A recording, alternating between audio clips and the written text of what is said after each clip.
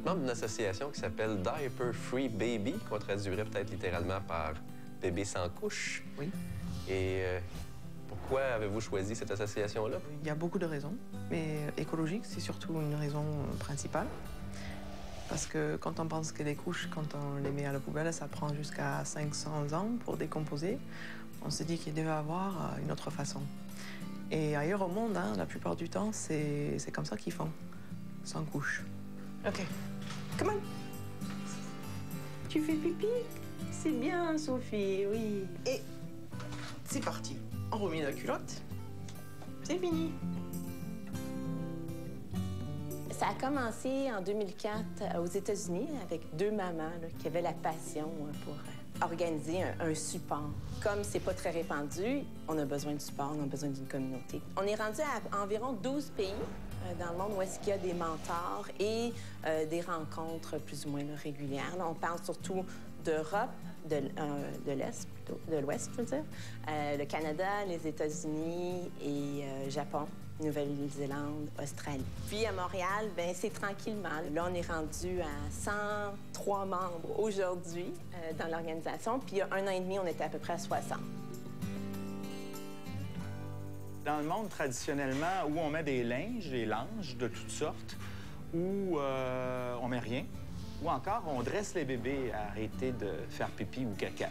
En fait, vous prenez le bébé, hein, c'est la recette, là, et vous le mettez à l'endroit où vous voulez qu'il fasse caca ou pipi.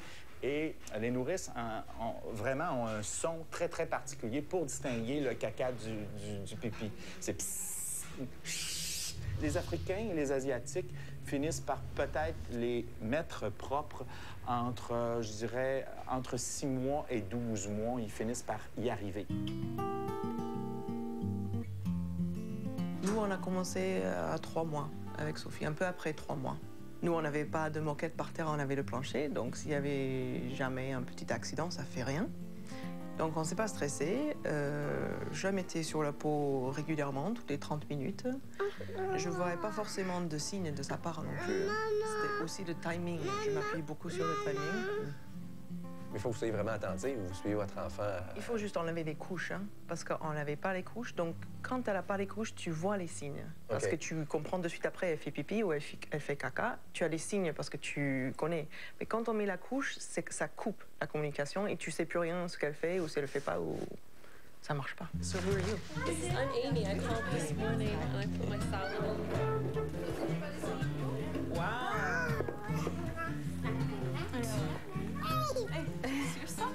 Quel âge a votre petite fille? 2 mois et demi. Et puis, vous avez fait déjà l'utilisation de la non-couche? Oui, à temps partiel, on va dire. OK. Elle n'a pas de couche quand elle est à la maison la plupart du temps. Puis quand je sors, je lui mets une couche, mais j'essaie de l'emmener sur la toilette le plus possible. Et c'est pour l'environnement que vous faites ça ou pour le futur de votre fille?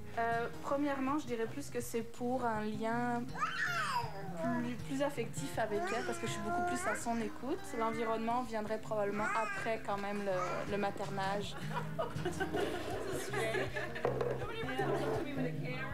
Mais là, on utilise à ce moment-là simplement un réflexe animal. On n'utilise pas la conscience, l'esprit.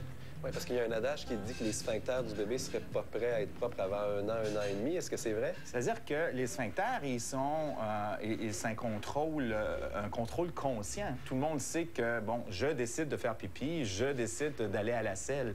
Donc, cette décision-là, elle vient donc du cerveau cognitif, du cerveau frontal, et non du cerveau limbique, qui est le cerveau aussi de l'animal.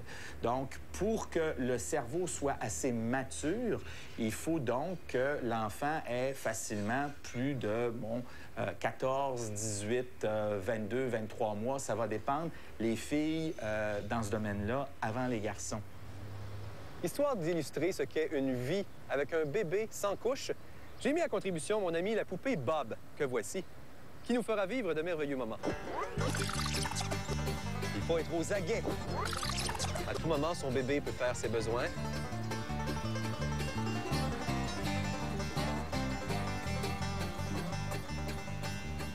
Comment ça fonctionne? Du renforcement positif ou vous savez exactement à quel moment ça arrive? Oui, parce qu'on apprend. On doit savoir de la façon dont elle bouge, qu'elle arrête. Des fois, c'est tout à fait... Elle se coupe complètement. Tu sais qu'elle va faire pipi parce que tu as appris.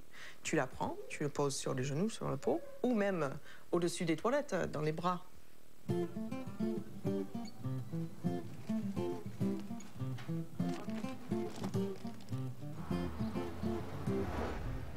peux même pas imaginer que ma fille ait pas de couche.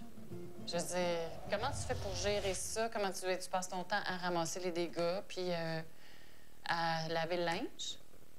Je veux dire, pour une femme qui travaille, là, comment peux-tu intégrer ça à une vie quotidienne? Aurélie, qu'est-ce que tu viens de faire? T'as fait pipi sur maman? Généralement, ma fille, je l'observe, là, puis au moment où je pense qu'elle va pas pisser, c'est là qu'elle pisse. Non, ben, des fois, on s'essaye, là, parce que là, elle a 2 ans, puis j'essaie de la rendre propre. Mais le petit pot, elle veut rien savoir. Ça fait 6 mois que je présente le petit pot, puis qu'elle veut rien savoir. On essaie-tu d'aller sur le petit pot, là? Non.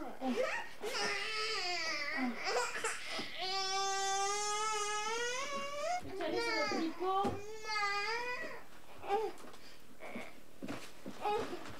Tu veux que maman mette la couche? Est-ce qu'elle a fait, non? Elle a fait caca? Oui. Oui, c'est... Est-ce qu'on est plein de tout ce qu'on veut? Elle a fait pipi? C'est pas très... Non, mais c'est la vraie vie, ma chère. C'est ça. Pour le parent, c'est encore pire que pour le bébé, parce que dans une situation comme ça, on pourrait imaginer que, bon, des bébés pourraient premièrement, ne pas régler du tout le contrôle. Il n'y a personne qui va régler le contrôle conscient ou inconscient du corps avec ça. C'est ça. Alors, c'est le parent qui va faire le travail, mais ça doit être absolument épouvantable, parce que pour le parent, ça suppose une fusion, une symbiose totale. Il faut toujours que vous soyez là, et jamais vous pouvez vous séparer de ce bébé-là. Alors, jamais vous pouvez vous individualiser, et ça peut certainement bâtir des bébés hyper anxieux et des mères hyper anxieuses, mais cette séparation-là, elle est très importante pour donner l'autonomie au bébé. C'est sûr que c'est pas quelque chose pour mettre plus de pression sur les parents. C'est pas quelque chose pour les parents de se sentir coupables. C'est vraiment un travail en douceur, un partenariat pour respecter les besoins d'enfants. C'est un travail à temps plein. Il faut que tu sois attentif sans arrêt à ton enfant. Oui, tout le temps. C'est vrai.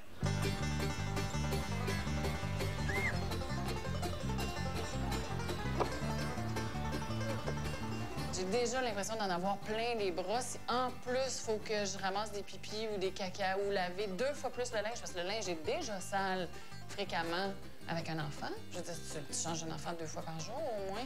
Puis en plus, tu donnes cette tâche-là. Mais non, on n'est pas obligé de rester à la maison pour faire ça. Hein. On peut le faire, c'est pas obligé de le faire à plein temps. OK. Que le matin, 1 heure par jour, c'est super déjà de passer un peu de temps sans couche. Pour le bébé, pour les parents, pour tout le monde. Donc, c'est pas un dogme, c'est pas tout ou rien. Non. On peut le constater, c'est sans doute une technique vraiment utile, mais disons qu'il faut user de beaucoup de patience. Comment ça va, toi? Ça arrive toujours quand on s'en y attend le moins aussi.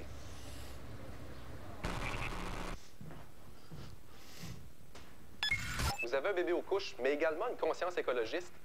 Eh bien, imaginez-vous que votre bébé va utiliser entre 5 000 et 6 000 couches dans toute sa vie, ce qui représente, dans une année, 230 kg de bois et 23 kg de pétrole. Il faudrait donc le rendre propre rapidement. Rendez-vous à Chicago, où Wendy Sweeney rendra votre enfant propre pour 250 $ en seulement 5 heures. Malheureusement, vous devrez utiliser 280 litres d'essence. Il n'y a rien de parfait.